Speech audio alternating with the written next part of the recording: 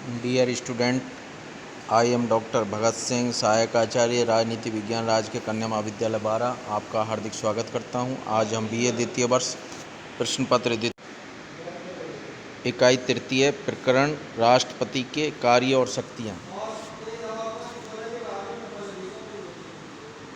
आज हम राष्ट्रपति के कार्य और शक्तियां के संदर्भ में अध्ययन करेंगे।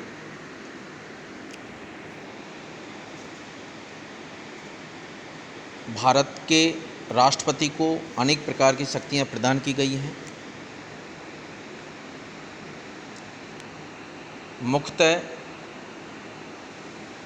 राष्ट्रपति की समस्त शक्तियों को दो भागों में बांटा जा सकता है। एक सामान्यकालीन शक्तियां और दूसरी संकटकालीन या आपातकालीन शक्तियां। सामान्यकालीन शक्तियां और आपातकालीन या संकटकालीन शक्तियां। अब हम राष्ट्रपति की सामान्यकालीन शक्तियों के संदर्भ में अध्ययन करेंगे। राष्ट्रपति की सामान्यकालीन शक्तियों के अंतर्गत कार्यपालिका अथवा प्रशासनिक शक्तियां। संघ की सर्वोच्च कार्यपालिका शक्ति राष्ट्रपति में निहित है और इन शक्तियों का प्रयोग वह या तो स्वयं या अपने अधीनस्थ कर्मचारियों द्वारा करा सकता है।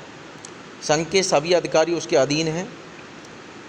शासन का समस्त कार्य राष्ट्रपति के नाम से, जैसा कि संविधान के अनुच्छेद 53 में प्रावधान है कि संघ की कार्यपालिका शक्ति राष्ट्रपति में निहित होगी तथा वह इसका प्रयोग संविधान के अनुसार या तो स्वयं अथवा अपने अधीनस्थ कर्मचारियों द्वारा करेगा।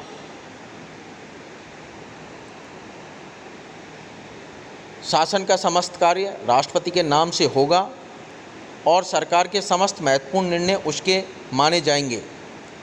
उसे संघीय शासन से संबंधित सभी मामलों में सूचना पाने का अधिकार है और प्रधानमंत्री के लिए आवश्यक है कि राष्ट्रपति को मंत्रिपरिषद के निर्णयों और प्रशासन संबंधी सभी मामलों की विषय में सूचना दे जिनके बारे में राष्ट्रपति ऐसी सूचना मांगे। महत्वपूर्ण अधिकारियों की नियुक्ति व पदच्युति। भारतीय संघ के अनेक महत्वपूर्ण अधिकारियों की नियुक्ति राष्ट्रपति द्वारा की जाती है, जिसमें प्रधानमंत्री की सलाह से अन्य मंत्री, राज्यों के राज्यपाल, उच्चतम न्यायालय और उच्च न्यायालय के न्यायाधीश, महालेखा परीक्षक, संघीय लोक सेवा आयोग के अध्यक्ष एवं सदस्य और विदेशों में राजदूत। इन उच्च अधिकारियों के अतिरिक्त राष्ट्रपति को कतिपय प्रशासनिक आयोगों की नियुक्ति का भी अधिकार प्राप्त है, जैसे अंतर्राज्यीय परिषद, निर्वाचन आयोग, वित्त आयोग, राजभाषा आयोग, पिछड़े वर्गों की दशा से सुधार संबंधी आयोग। राष्ट्रपति को मंत्रियों, राज्यपालों, महान्यायवादी, सर्वोच्च तथा उच्च न्यायालय के मुख्य न्यायाधीश एवं लोक सेवा आयोग के अध्यक्ष एवं सदस्यों को पदच्युत करने का भी अधिकार है। लेकिन इसमें से कुछ अधिकारियों को पद से हटाने के संबंध में विशेष प्रक्रिया का पालन करना पड़ता है। विभिन्न प्रकार के नियमों का निर्माण। राष्ट्रपति को विभिन्न प्रकार के नियम बनाने की शक्तियां प्राप्त हैं। वह संसद के दोनों सदनों की संयुक्त बैठक, सर्वोच्च न्यायालय के अधिकारियों एवं कर्मचारियों की नियुक्ति, नियंत्रक एवं महालेखा परीक्षक की प्रशासनिक शक्तियों और संघीय लोक सेवा आयोग के सदस्यों की संख्या निर्धारण आदि के संबंध में नियम बनाता है।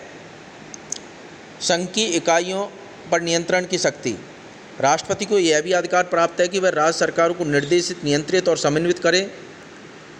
समन्वित नीति और राज्यों के पारस्परिक विवादों के निपटारे के संबंध में परामर्श देने के लिए वह अंतर्राज्यिक परिषद का गठन भी करता है।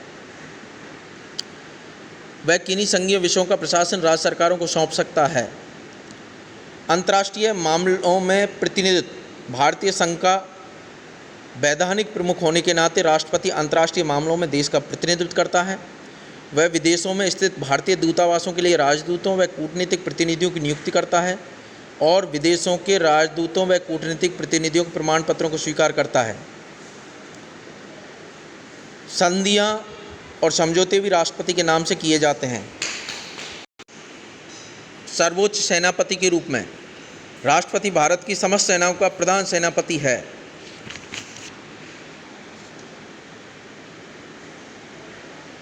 किंतु इस अधिकार का प्रयोग कानून के अनुसार ही कर सकता है।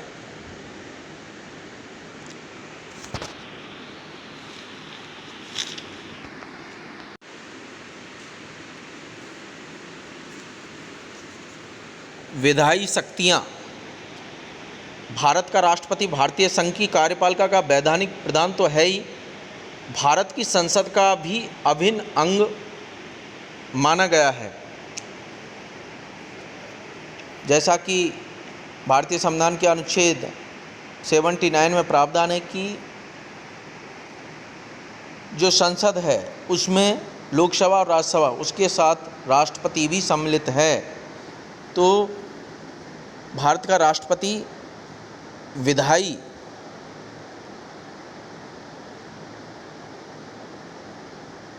संसद है, उसका भी अभिन्न अंग है, इन व्यवस्थापिका का भी पार्ट है। विधायी शक्तियों के अंतर्गत राष्ट्रपति के क्या कार्य हैं? नंबर 1, विधायी क्षेत्रों का प्रशासन। वह संसद के अधिवेशन बुलाता है और उसी के द्वारा संसद का सत्रावसानी भी होता है।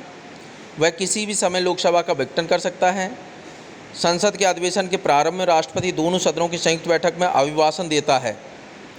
सदस्यों को मनोनीत करने का अधिकार। राष्ट्रपति को राज्यसभा में 12 ऐसे सदस्यों को मनोनीत करने का अधिकार है जिनके द्वारा साहित्य, विज्ञान, कला या अन्य किसी क्षेत्र में विशेष सेवा की गई हो। लोकसभा में 2 आंग्ल भारतीय सदस्यों को भी राष्ट्रपति मनोनीत कर सकता है। अध्यादेश जारी करने की शक्ति। जिस समय भारत की संसद का अधिवेशन नहीं हो रहा हो उस समय राष्ट्रपति को अध्यादेश जारी करने का अधिकार प्राप्त है। इन अध्यादेशों को संसद द्वारा पास किए गए अधिनियमों के समान ही मान्यता एवं प्रभाव प्राप्त होगा। विधेयकों पर निषेधाधिकार का प्रयोग। संसद द्वारा पारित प्रत्येक विधेयक राष्ट्रपति के सामने उनकी स्वीकृति के लिए प्रस्तुत किया जाता है और राष्ट्रपति की स्वीकृति के बाद ही वह कानून का रूप ग्रहण करता है। वह विधेयक को अपनी इच्छा अनुसार स्वीकार या अस्वीकार कर सकता है। राज्यों के संबंध में विधायक का शक्ति।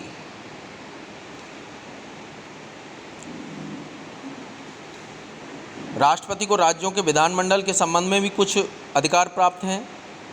जैसे कि यदि कोई राज्य निम्नलिखित विषयों पर अधिनियम बनाता है तो वह अधिनियम राष्ट्रपति की स्वीकृति प्राप्त होने के बाद ही लागू होते हैं। जैसे कि राज्य द्वारा संपत्ति प्राप्त करने के बनाए गए अधिनियम, वे अधिनियम जो इस विषय पर निर्मित किए गए हैं जिन पर भारत की संसद को भी अधिनियम बनाने का अधिकार प्राप्त है और जिनका संसद द्वारा बनाए गए अधिनियमों से विरोध है, तथा कुछ विशिष्ट प्रकार के कर लगाने वाले विधेयक।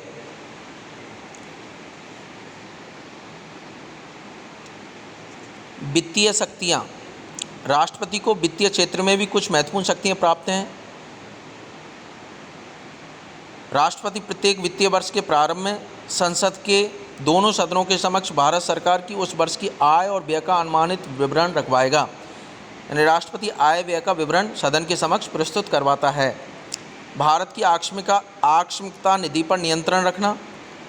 भारत की आकस्मिकता निधि पर भी उसका नियंत्रण होता है और वह इस निधि से आकस्मिक व्यय के लिए संसद की आज्ञा प्राप्त करने से पूर्व धन राशि दे सकता है।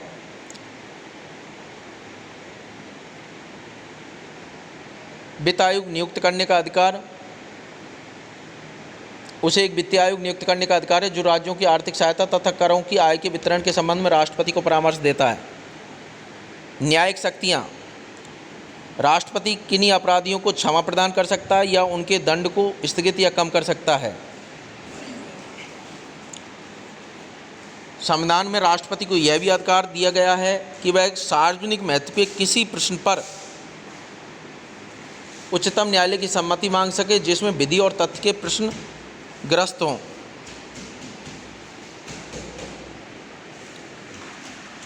राष्ट्रपति के सामान्यकालीन शक्तियों के साथ ही हमें राष्ट्रपति की आपातकालीन या संकटकालीन शक्तियों के विषय में भी जानना जरूरी है। संविधान के अनुच्छेद 352 में ये प्रावधान है कि युद्ध, भारी आक्रमण या सशस्त्र विद्रोह की स्थिति में राष्ट्रपति आपातकाल घोषित कर सकता है। अनुच्छेद 356 के अनुसार राज्य में संवैधानिक तंत्र के विफल होने पर भी राष्ट्रपति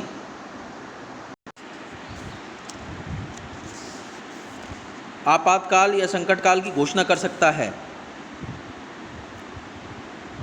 संविधान के अनुसार संघीय सरकार को यह उत्तरदायित्व सौंपा गया है कि वह प्रत्येक राज्य की बाहरी आक्रमण तथा आंतरिक अशांति से रक्षा करेगा तथा यह सुनिश्चित करेगा कि प्रत्येक राज्य की सरकार संविधान के उपबंधों के अनुसार चलाई जाती है। अनुच्छेद 356 के अनुसार अगर राष्ट्रपति को राज्यपाल के प्रतिवेदन पर या अन्य किसी प्रकार से समाधान हो जाए कि ऐसी परिस्थितियां पैदा हो गई हैं कि किसी राज्य का शासन संविधान के उपबंधों के अनुसार नहीं चलाया जा सकता है, तो वह संकट काल की घोषणा कर सकता है।